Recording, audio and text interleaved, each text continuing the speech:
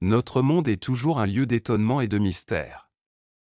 Bien qu'il semble que chaque coin a été exploré, il y a encore des territoires cachés, où la nature conserve son essence indomptable et l'être humain a à peine laissé sa marque.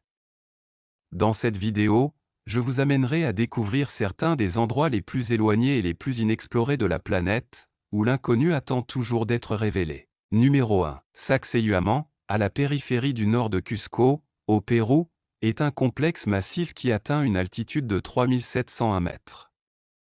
Construit au XVe siècle sous la direction de Sapa Inca Pachacutec et de ses successeurs, les réalisations architecturales de Sacsayhuaman continuent de poser des questions sur les capacités des civilisations préhistoriques. La structure est célèbre pour ses murs colossaux en pierre sèche composés d'énormes blocs coupés avec une telle précision qui s'adaptent parfaitement sans avoir besoin de mortier.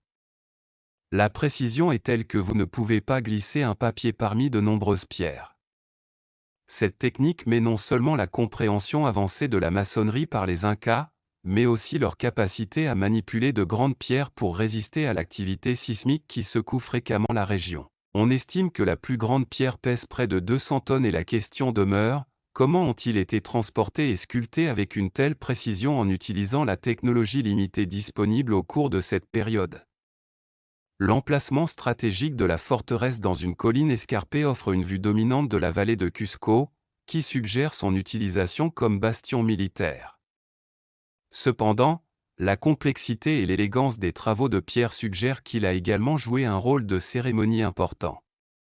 La grande place et les grandes terrasses avec des murs en zigzag qui imitent les dents d'un puma, ainsi que l'alignement du site avec des événements célestes, montrent leur importance spirituelle pour les Incas. La construction de Sacsayhuaman est remarquable étant donné que les constructeurs Incas utilisaient principalement des outils en bronze ou en pierre. Les Incas ont modelé les énormes pierres avec une telle précision que les murs ont résisté à des siècles de catastrophes naturelles. Les expériences modernes, comme Denis Lin, ont tenté de reproduire la précision des maçons Incas, mais la réalisation de la précision des articulations de pierre est toujours difficile, augmentant le mystère de leur méthode de construction. Au cours des siècles, Sacsayhuaman a subi un pillage et une destruction, en particulier pendant la conquête espagnole, lorsque de nombreuses pierres ont été réutilisées pour construire la ville coloniale de Cusco. Aujourd'hui, il ne reste que les plus grandes pierres, trop lourdes pour être déplacées, ce qui nous permet d'imaginer la grandeur originale de Sacsayhuaman. À l'ère moderne, Sacsayhuaman est devenu un symbole de l'orgueil culturel. C'est le scénario d'Inti Raymi, le festival Inca du solstice d'hiver, qui attire des milliers de touristes et de locaux qui viennent voir la tradition Inca et rendre hommage à l'ingénierie de leurs ancêtres. Numéro 2. Caral. Situé dans l'agrégat Val de Supe, à environ 200 km au nord de Lima, Caral réside, le berceau de la plus ancienne civilisation d'Amérique. Avec plus de 5000 ans d'histoire, ce site archéologique, découvert en 1948, est un témoignage silencieux d'une société qui a prospéré bien avant les Mayas, les Aztèques ou les Incas. Caral était l'épicentre de la culture de Caral Supe, une civilisation prédéramique qui a jeté les fondements de l'organisation sociale et urbaine sur le continent. Ses constructions monumentales, telles que les pyramides défectueuses imposantes, les carrés circulaires et les amphithéniers, révèlent pour son temps une planification architecturale étonnamment avancée. Parmi ces structures les plus emblématiques, il y a la principale pyramide, un bâtiment imposant qui aurait servi de centre de cérémonie et administratif. Les restes trouvés sur le site indiquent que cette société a prospéré grâce à un système agricole basé sur l'irrigation, complété par des réseaux d'échanges et un sens religieux profond. Mais Caral se distingue non seulement de son antiquité et de sa complexité architecturale. Son existence remet en question les notions traditionnelles sur le développement précoce des civilisations en Amérique, démontrant que, tandis que d'autres cultures ont émergé en Égypte ou en Mésopotamie, dans les grandes sociétés endayant des connaissances avancées et une structure sociale organisée ont également été créées. Aujourd'hui, Caral reste une fenêtre sur le passé, un endroit où l'histoire reste vivante dans ses murs de pierre et où le mystère des origines de la civilisation américaine continue de captiver ceux qui cherchent à comprendre notre héritage le plus ancien. Numéro 3. Arkheim, connu sous le nom de ville perdue de Sibérie, est un site archéologique énigmatique et fascinant situé dans le sud-ouest de la Russie, près de la frontière avec le Kazakhstan, dans la région du sud de l'Oural. Découvert en 1987 par une équipe d'archéologues russes, Arkheim a intrigué des chercheurs et des passionnés de l'histoire en raison de leur complexité et des inconnus qui entourent leur origine et leur but. La découverte d'Arkheim a été accidentelle, les archéologues exploraient la zone à la recherche d'un endroit approprié pour un réservoir lorsqu'ils ont couru dans les restes de cette ancienne ville fortifiée. Au fur et à mesure que les fouilles étaient effectuées, il était clair qu'Arkheim était une colonie de l'âge du bronze, approximativement du 1er siècle avant J.C., appartenant à la culture Saint-Achta Petrovka, l'une des premières cultures indo-européennes. Arkheim se démarque de sa conception urbaine avancée. La ville a une structure circulaire avec 2 murs concentriques qui protégeaient la colonie. Les murs, construits avec des terres et du bois, ont été conçus pour résister aux attaques et assurer la sécurité des habitants.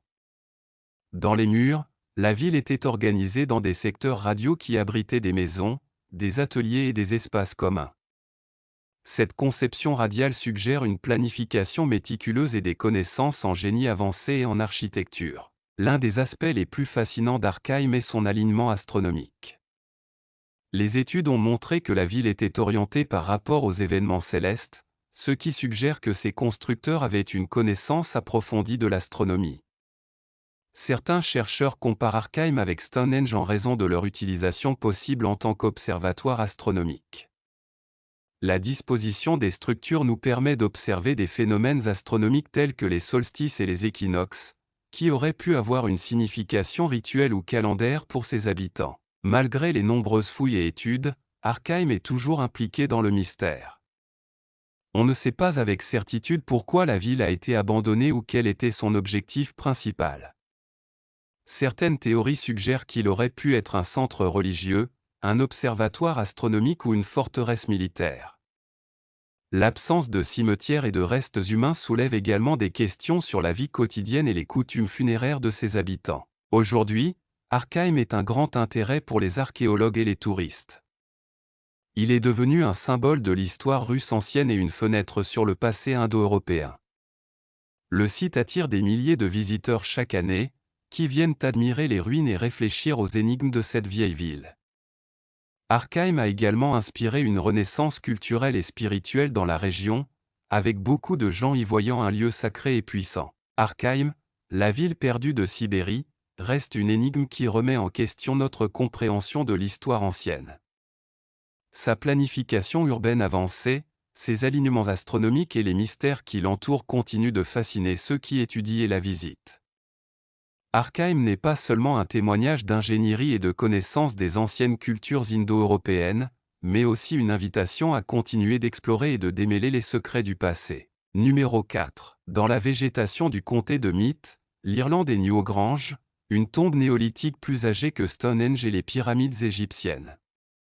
Construit environ 3200 devant le Christ, il fait partie du complexe Boine-Bru, un site du patrimoine mondial qui comprend également les tombes de la connaissance et de la dure. Newgrange est un grand monticule circulaire entouré de pierres enregistrées avec de l'art mégalithique. La structure mesure 85 mètres de large et 12 mètres de haut, et a été construite avec environ 200 000 tonnes de terrain et de pierres à partir de lieux éloignés tels que les montagnes de Mourne et Wicklow. Au centre de Newgrange, il y a un passage en pierre qui mène à une chambre cruciforme utilisée pour enterrer les os humains brûlés et non montés, ce qui suggère son utilisation dans les rites funéraires. Le passage est aligné pour capturer l'aube du solstice d'hiver à travers une boîte au plafond, inondant la chambre intérieure de la lumière du soleil et mettant en évidence l'importance astronomique du tombeau.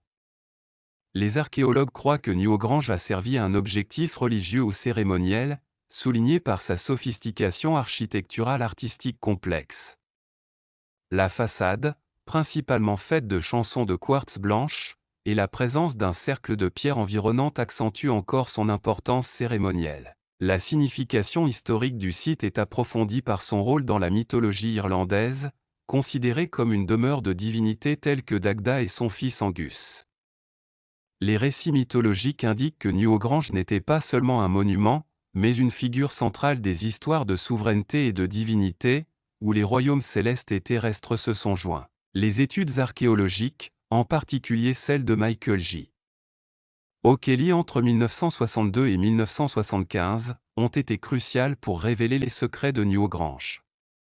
Les reconstructions d'O'Kelly, telles que la restauration du front de la tombe pour faciliter l'accès des visiteurs, bien que controversées, ont aidé à préserver cette ancienne structure. De plus, l'art de Newgrange, avec ses gravures de spirales, d'arches et de motifs géométriques, montre une compréhension avancée du design et du symbolisme. On pense que ces gravures, principalement dans la pierre d'entrée et les pierres de la borda, ont une signification rituelle au-delà du décoratif. Numéro 5. Vannes de Lac Castillo. En 2016, une équipe de plongeurs dirigée par le photographe sous-marin Tazan Séan a découvert une forteresse au bas du lac Vannes, près du port d'une ville du centenaire appelée Adilsevaz. Les archéologues familiers avec la région avaient averti l'équipe qu'il n'y avait pas grand-chose à trouver dans le lac. Cependant, les plongeurs n'ont pas abandonné et ont poursuivi leur enquête, qui a été inspirée par des rumeurs locales selon lesquelles sous la surface du lac, il y avait une réserve de vieilles ruines. Après la découverte de la forteresse, Ceylan a déclaré à la presse locale que ses murs variaient entre 3 et 4 mètres de haut et que le site couvre environ 1 kilomètre. Les images vidéo des restes apparaissent de beaucoup de pierres en vrac aux murs carrés lisses. Numéro 6. La villa gallo-romaine de Langaéron. En novembre 2016, les archéologues qui travaillaient sur un site près de la ville de Langaéron, à Brittany, en France, ont été récompensés pour leurs efforts avec la découverte d'une énorme villa romaine gallique. La ville se compose de plusieurs bâtiments disposés en bâche autour d'un patio entouré de galeries de colonnes. Seul le patio couvre plus de 16 000 pieds carrés. L'emplacement de la ville, datant du 1er siècle, a probablement été choisi par la vue impressionnante offerte par la rivière Rhin. Les preuves archéologiques sur le site suggèrent que la propriété a été prolongée plusieurs fois après sa construction et est restée en service jusqu'au IVe siècle. La structure la plus impressionnante qui reste est peut-être le complexe de salles de bain, qui couvre plus de 4300 pieds carrés et comprend une piscine d'eau chaude, une piscine d'eau froide, un bain de pieds et un coin complet avec sauna et jacuzzi. Qui vivait là-bas devrait être extrêmement riche, mais aucun matériau d'identification n'a été trouvé sur le site. Les historiens ont conclu qu'il appartenait à une noble famille des habitants des Curiosolitas, bien que ces informations ne nous disent vraiment pas beaucoup plus. Numéro 7. Hattusa à Turquie. Hattusa, à Turquie, est le site archéologique de l'ancienne capitale de l'Empire hittite, situé dans la région centrale de l'Anatolie. Fondée vers le XVIIe siècle avant le Christ, Hattusa était le centre politique et culturel des Hittites pendant son apogée entre les XIVe et 20 avant Christ. Le site d'Hattusa couvre une vaste zone murée avec des structures cérémonielles, résidentielles et administratives. Parmi ces monuments les plus notables figurent des temples, des palais et des portes monumentales décorées de reliefs et de sculptures. La porte des lions se démarque, une entrée majestueuse flanquée de sculptures de lions qui symbolisent la force et la puissance de l'Empire. Hattusa est célèbre pour son système d'écriture cunéiforme complexe, utilisé pour enregistrer des textes administratifs, diplomatiques et religieux. Les résultats des tablettes cunéiformes ont fourni des informations précieuses sur l'histoire politique, les pratiques religieuses et les relations internationales des Hittites, ainsi que des détails sur la vie quotidienne dans la capitale. La découverte d'Hattusa au XIXe siècle a révolutionné notre compréhension de l'Anatolie antique et de la civilisation hittite. De nos jours, c'est un site du patrimoine mondial de l'UNESCO qui attire les visiteurs et les universitaires du monde entier, offrant un regard fascinant sur l'une des cultures les plus influentes de l'âge du bronze. Numéro 8. Parchemin Enjedi. Au fur et à mesure que la technologie progresse, nous pouvons ouvrir ou examiner les artefacts anciens sans les toucher ni les développer. L'un de ces artefacts est un parchemin gravement brûlé, trouvé dans la ville d'Enjedi, en Israël, en 1970. La ville est tombée complètement au début du 7e siècle, qui explique l'état du parchemin, trouvé dans l'arche sacrée de la synagogue locale. Le parchemin était déjà vieux au moment de l'incendie, car il a été écrit au IIIe siècle IV. En utilisant un programme développé par le professeur Brent Seale et son équipe à l'Université du Kentucky, le parchemin a été numérisé et développé numériquement en septembre 2016. Le contenu a révélé les 8 premiers versets du livre de Lévitique. Ainsi, le parchemin d'Engedi est officiellement le plus ancien livre de la Torah trouvé depuis la célèbre découverte des rouleaux de la mer Morte. C'est aussi le seul exemple dans le monde d'un livre du Pentateuque trouvé dans une arche sacrée. Cette technologie est maintenant utilisée pour étudier d'autres anciens documents délicats, y compris des parchemins trouvés dans Pompéi et Herculano. Numéro 9. Chambre funéraire à Abydos. Notre prochaine constatation intrigante vient de l'ancienne ville égyptienne d'Abydos.